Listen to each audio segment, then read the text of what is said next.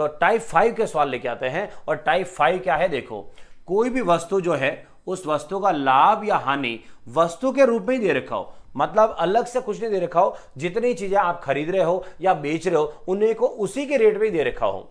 तो अब आते हैं कि फिर ऐसे सवाल कैसे करते हैं। चलिए पहले मैं सवाल समझाऊंगा आपको, और सवाल कहां आया हुआ है हर एक को यहां लिखा हुआ है आपके एग्जाम में कि कौन से एग्जाम में आया हुआ है, ताकि आपको ध्यान रहे। चलो देखो अब है सवाल में करना क्या है, सवाल पढ़ते पहले तो है क्या है, 40 टेबल बेचने पर, तो 40 टेबल बेचने पर 10 टेबल के विक्रय मूल्य के बराबर हानि होती है, तो हानि का परसेंटेज कितना है ये बताओ।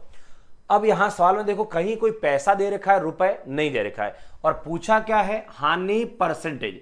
और आपको पता है कि प्रॉफिट या लॉस का जब भी परसेंटेज निकालते हैं तो हानि परसेंटेज निकालना हो तो आपको पहले एक तो हानि पता होनी चाहिए कि कितना लॉस हुआ, और एक आपको कॉस्ट प्राइस पता होनी चाहिए कि लॉस या प्रॉफिट जो होता है वो हमेशा कहां से होता है, कॉस्ट प्राइस से। तो एक तो हानि कितनी हुई और कहां से हुई, और मल्टीप्लाई 100, ताकि हम बता सकें कि हानि का परसेंटेज कितना रहा।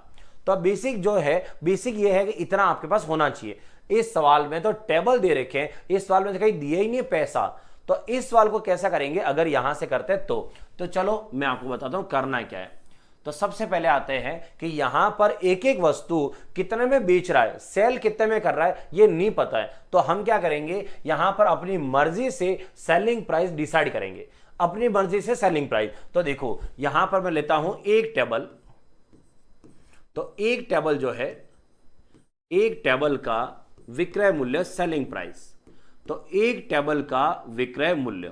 अब एक टेबल कितने में बेच रहे हो, तो 1 रुपए, 10 रुपए, 50 रुपए, 100 रुपए, 1000 रुपए, जितना आपको लगे उतना बेच सकते हो। तो यहां से कम अगर मानो तो 1 रुपया मान के चलो आप यहां से कि 1 रुपए में बेच रहे हैं, चाहे कोई भी वस्तु बड़ी हो या छोटी हो, 1 रुपया मान के चलो। तो एक टेबल का सेलिंग प्राइस विक्रय मूल्य कितना, 1 रुपए। तो इसका टेबल कितनी बेची है, 40। तो 40 टेबल को बेचने पर, मतलब 40 टेबल का सेलिंग प्राइस कितना हो गया, 40 रुपए। तो हमारी जेब में कितने रुपए आए हैं, 40। अच्छा बेचने पर, समझना दोस्तों बहुत छोटा सवाल है, एक बार बस समझा दूं पूरा, फिर तो आप इस लाइन को पढ़ के आंसर दे दोगे। यहां जो सवाल लिखा है उसको पढ़ के आंसर आ जाएगा, आप तो बस थोड़ा सा बेसिक कॉन्सेप्ट समझ लेना। 40 टेबल बेचने पर, मतलब मैंने 40 टेबल बेच दिए हैं, उसके बाद की बात हो रही है। तो एक टेबल मैंने 1 रुपए के हिसाब से बेचा, तो 40 टेबल मैंने 40 रुपए में बेचे, तो मेरी जेब में कितने रुपए आ चुके हैं, 40 रुपए आ चुके हैं। अब आगे 10 टेबल के विक्रय मूल्य के बराबर हानि होती है, तो 10 टेबल के सेलिंग प्राइस के इक्वल, तो 10 टेबल कितने रुपए में गए होंगे, 10 रुपए के। तो वो कह रहा है कि 10 टेबल के विक्रय मूल्य के बराबर हानि होती है, तो 10 रुपए के बराबर क्या होती है, यह हानि होती है। तो इसका मतलब हुआ ये 10 रुपए का नुकसान हुआ आपको। अब दूसरा हानि का परसेंटेज बताओ, तो अब ये पता करो कि आपके कॉस्ट प्राइस कितनी है दोस्तों। और कहीं से भी देखो रट्टा मत मारना, मैंने आज की थंबनेल पे साफ लिखा है रट्टा मत मारो, समझ के समझ को समझो कि गणित क्या है। तो अब आता है पॉइंट, वो पॉइंट समझना दोस्तों। मैंने 40 टेबल बेचे, ठीक है, आराम से समझना चीजों को। मैंने 40 टेबल बेचे, मेरी जेब में 40 रुपए आए, उसके बाद बेचने के बाद की बात है, फिर मैंने सोचा कि पता करता हूं मुझे लाभ हुआ कि हानि हुई, तो मुझे पता चला कि 10 रुपए का नुकसान हो गया। इसका मतलब मैं क्या सोच रहा हूं कि 40 रुपए तो जेब में आए, लेकिन 10 रुपए का नुकसान हो गया। तो अगर 10 रुपए और आ जाते तो कम से कम नुकसान नहीं होता, तो 10 रुपए और आ जाते तो नुकसान नहीं होता, मतलब अपनी खरीद का पैसा आ जाता। तो 40 में 10 और आ जाए तो कितना हो जाता, 50। इसका मतलब मेरा नुकसान नहीं होता, मतलब मेरे खरीद का पैसा आ जाता। तो इसका मतलब है कॉस्ट प्राइस कितनी हुई, तो 40 रुपए तो हमारी जेब में आए हैं, लेकिन 10 रुपए का नुकसान हो गया। इसका मतलब कॉस्ट प्राइस कितनी हो गई, 50 रुपए, मतलब क्रय मूल्य हो गया 50। सवाल वाला कह रहा है कि हानि का परसेंटेज बताओ, तो यहां पर देखो हानि भी पता है, कॉस्ट प्राइस भी पता है, तो अब तो परसेंटेज आराम से आ जाएगा। तो यहां से निकालना है हमें कि कितने परसेंट की हानि हुई है। तो हानि का परसेंटेज, हानि हुई 10 रुपए की, कहां से हुई, 50 से, और इंटू हो गया 100, और 50 से 100 कटता है 2 बार, तो यहां से आंसर कितना आ गया, 20% आंसर आ गया ये।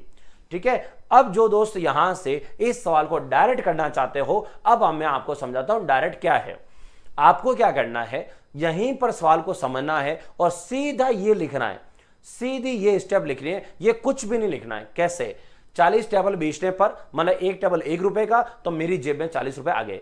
10 टेबल के बराबर मुझे नुकसान हुआ तो इसका मतलब 10 रुपए का नुकसान हुआ, तो 40 रुपए आ गए, 10 का नुकसान हो गया, इसका मतलब मेरी कॉस्ट प्राइस 50 है और नुकसान 10 का है, तो 10/50 × 100।